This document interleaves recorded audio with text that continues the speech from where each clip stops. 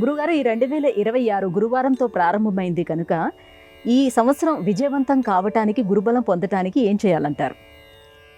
చిత్రంగా సంఖ్యాశాస్త్రాన్ని అనుసరించి గురు సంఖ్య ఈ సంవత్సరానికి ఈ ప్రారంభమైనటువంటి రోజుకు సంబంధింపబడినదిగా ఏర్పడింది.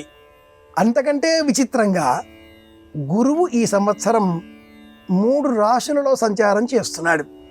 గురు సంఖ్య 3, 1/1/2026. ఈ సంఖ్య పూర్ణ లబ్ధం 3. గురువు సంఖ్య 3. మిథునం, కర్కాటకం, సింహం ఈ 3 రాశులలో ఈ సంవత్సరం గురు సంచారం ఉన్నది. అతిచారం కారణంగా మిథునంలో సంచారం చేస్తున్న గురువు కర్కాటక ఫలితం ఇవ్వడం, కర్కాటకంలో చేరిన అనంతరం మళ్ళీ అతి సంచార వేగం కారణంగా సింహరాశిలో చేరడం, సింహరాశి ప్రభావాన్ని కూడా అందించడం, ఇలాంటి కారణాల చేత 3 రాశులలో గురు సంచారం నేపథ్యంలో తుల, ధనుస్సు, వృషభం, మిథున రాశి వారికి కూడా ఈ సంవత్సరం అద్భుతంగా ఉండబోతోంది.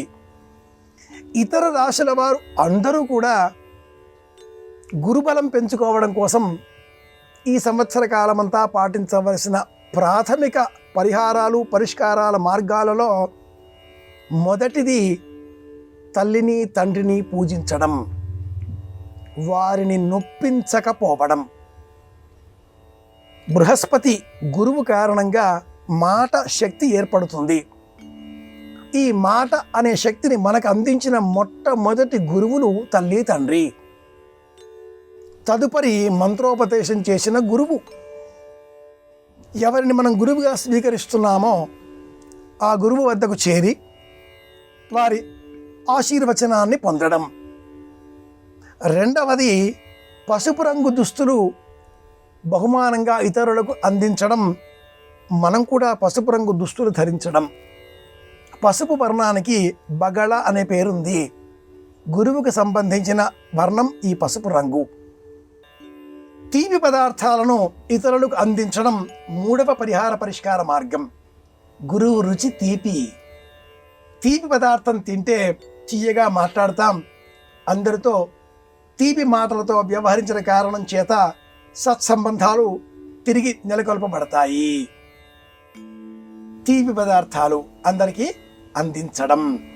గురుబలం పెంచుకోవాలి అంటే విద్యాబలం కూడా ప్రధానమే కనుక ఆధ్యాత్మిక గ్రంథాలు లేదా ఎదుటివారికి ఏ పుస్తకాలు ఇష్టమో ఆ పుస్తకాలను వారికి బహుమానాలుగా అందించడం, మితంగా మాట్లాడడం, సాత్విక పదార్థాలు స్వీకరించడం, ఇవన్నీ కూడా పాటిస్తే తుల, ధనుస్సు, మిథున రాశులలో ఉండేటటువంటి వారికి, జన్మించిన వారికి గురుబలం సంపూర్ణంగా ఉంది.